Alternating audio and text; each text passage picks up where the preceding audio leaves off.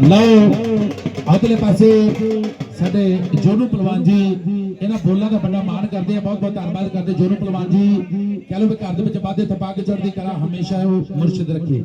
ਲਓ ਇੱਕ ਗੱਲ ਸੁਣਾਉਣੀ ਹੈ, ਜੇ ਪਸੰਦ ਲੱਗੇ ਤਾਂ ਤਾੜੀ ਤਾਂ ਹੀ ਲਾਉਣੀ ਹੈ ਤੁਸੀਂ, ਹੈ ਨਾ। ਕਹਿੰਦੇ ਗੋਸ਼ਤ ਤਿੱਤਰ ਦਾ, ਸੁਹਾਗਾ ਕਿੱਕਰ ਦਾ ਤੇ ਕਟੈਪਾ ਛਿੱਤਰ ਦਾ, ਇਹ ਕਬਰਾਂ ਤੱਕ ਯਾਦ ਰਹਿੰਦਾ। ਮਰਦ ਨੂੰ ਤਾਨਾ, ਪੇਚ ਨੂੰ ਪਾਨਾ ਤੇ ਲੱਕੜ ਨੂੰ ਫਾਨਾ, ਇਹ ਰਗੜ ਕੇ ਘਰ ਜਾਂਦੇ ਨੇ। ਵਿਗੜਿਆ ਘੋੜਾ, ਰੀੜ ਦਾ ਫੋੜਾ, ਪਿਆ ਵਿਛੋੜਾ, ਇਹ ਪੱਲੇ ਕੁਝ ਛੱਡਦੇ ਨਹੀਂ। ਪੁਲਿਸ ਦਾ ਕੁੱਟਿਆ, ਰੰਨਾਂ ਦਾ ਕੁੱਟਿਆ,